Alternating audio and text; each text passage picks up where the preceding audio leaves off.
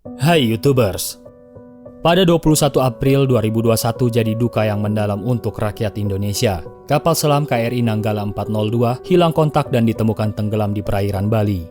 Tragedi ini mengingatkan kembali pada insiden karamnya kapal selam bertenaga nuklir milik Rusia di Laut Barents pada 12 Agustus tahun 2000. Insiden ini jadi salah satu kecelakaan maritim paling naas dalam sejarah pelayaran militer. Seluruh awak kapal selam The Kursk yang berjumlah 118 orang yang ada di dalamnya tidak ada yang selamat satupun. Awalnya kapal selam The Kursk mengangkat jangkar di Rusia pada 10 Agustus tahun 2000 untuk pergi ke sebuah latihan simulasi militer di Laut Barents, dekat lingkar Arktik. Di sana kapal selam sepanjang 152 meter ini bergabung dengan sejumlah alutsista negeri beruang merah lainnya.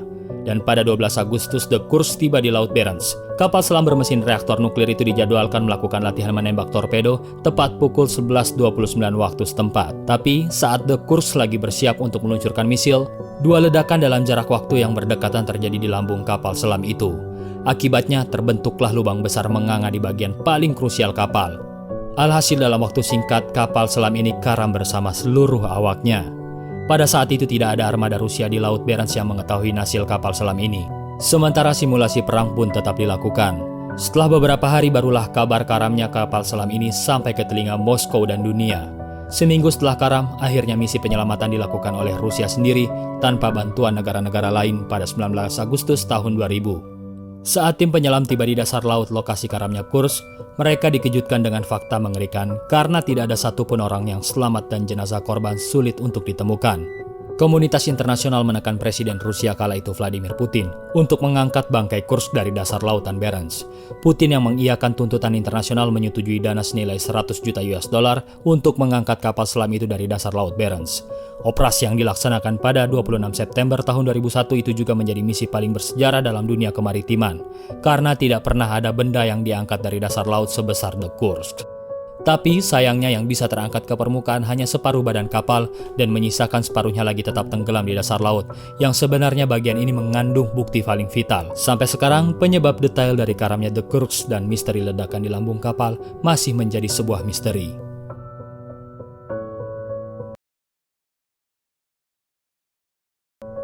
Arasan One.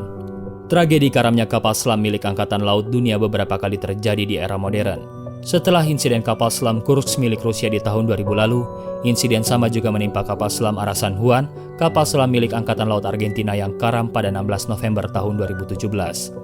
Kapal selam buatan Jerman ini mengangkut 44 awak yang hilang di Lautan Atlantik Selatan. Sinyal terakhir dikirimkan Arasan Juan dari 432 km lepas pantai Patagonia. Angkatan Laut Argentina mendeteksi 7 sinyal satelit singkat yang mungkin berasal dari kapal selamnya yang hilang pada 19 November. Lalu pada 1 Desember tahun 2017, pihak Argentina mengumumkan menghentikan upaya penyelamatan terhadap awak kapal selam Arasan Juan. Pengumuman tersebut disampaikan juru bicara Angkatan Laut Argentina, Enrique Balbi. Dia mengatakan kalau fase pencarian sudah berubah dari yang bertujuan menyelamatkan para kru di dalam kapal selam menjadi hanya menemukan sisa kapal selam dari kedalaman Samudra Atlantik.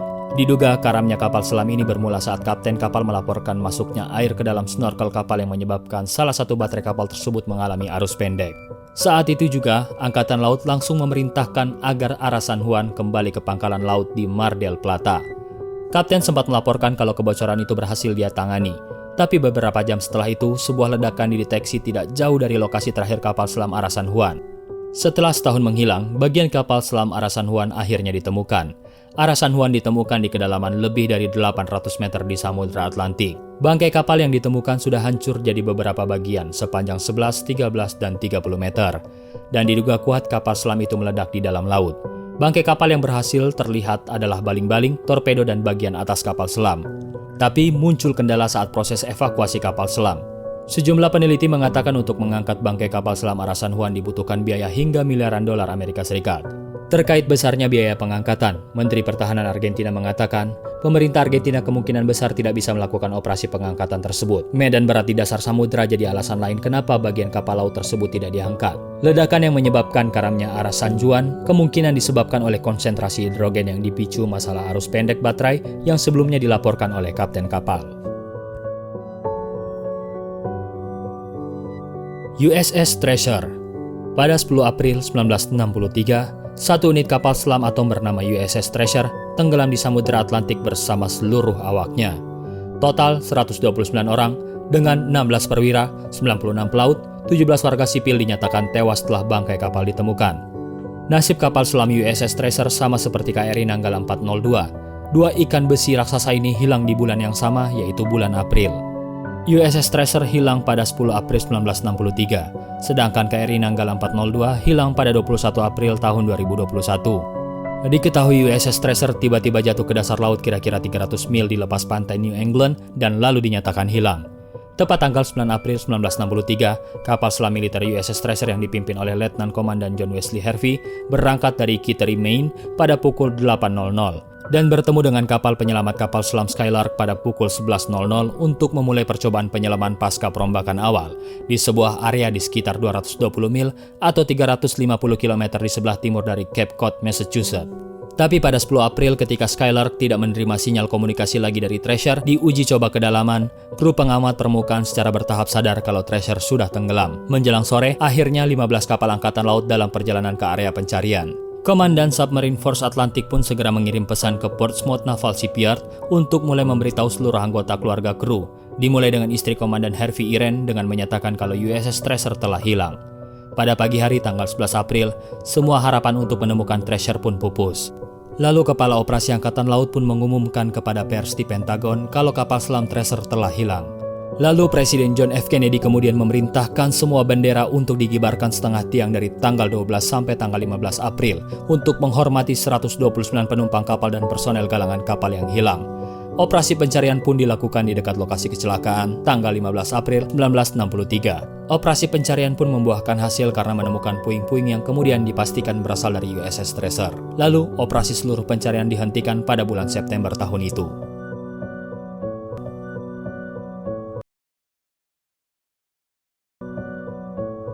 INS Dakar. Dakar adalah kapal selam milik Israel yang jadi kapal pertama yang hilang di tahun 1968. Awalnya, kapal selam ini diproduksi untuk Angkatan Laut Inggris pada tahun 1943 selama Perang Dunia Kedua. Kapal selam diesel listrik ini kemudian dijual ke Israel di pertengahan tahun 1960-an setelah dipugar melalui renovasi yang cukup besar yang merampingkan lambung dan suprastruktur kapal selam, meningkatkan mesin dan mengurangi kebisingan kapal saat di bawah air. Setelah menghabiskan sebagian besar tahun 1967 untuk uji coba setelah dijual ke Israel, Dakar lalu berlayar melintasi Laut Tengah ke Israel pada pertengahan Januari 1968, di mana INS Dakar akan disambut secara resmi dengan sebuah upacara besar. Kapal diharapkan akan tiba pada 2 Februari, tapi sayangnya INS Dakar tidak pernah muncul. Transmisi dari kapal selam tersebut berhenti setelah 24 Januari.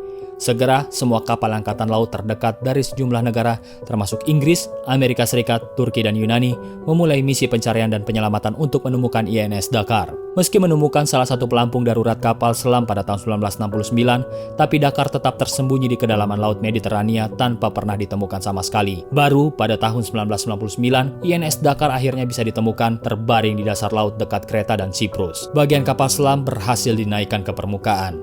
Sampai hari ini, tidak pernah terjawab kenapa kapal selam ini bisa tenggelam.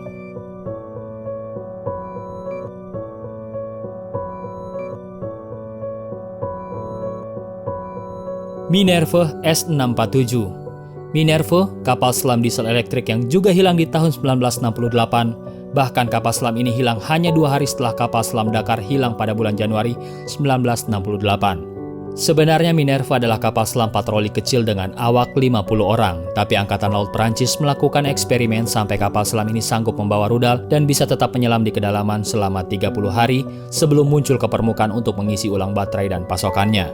Pada tanggal 27 Januari, Minerve kira-kira berjarak 30 mil dari markas ketika krunya melakukan kontak dengan pesawat Angkatan Laut Prancis untuk mengkonfirmasi waktu kedatangan mereka kurang dari 1 jam. Tapi setelah transmisi komunikasi itu, Minerve pun terdiam selama-lamanya. Setelah kapal selam ini tidak datang sesuai jadwal dan tidak ada respon sedikit pun, Angkatan Laut Prancis pun langsung tancap gas meluncurkan operasi pencarian dan penyelamatan besar-besaran, termasuk dengan mengerahkan kapal induk. Bahkan sampai detik ini, Minerve tidak pernah ditemukan, meski jaraknya relatif tidak jauh dari home portnya. Seluruh awak kapal selam yang berjumlah 52 pelaut pun lenyap bersama kapal selam mereka.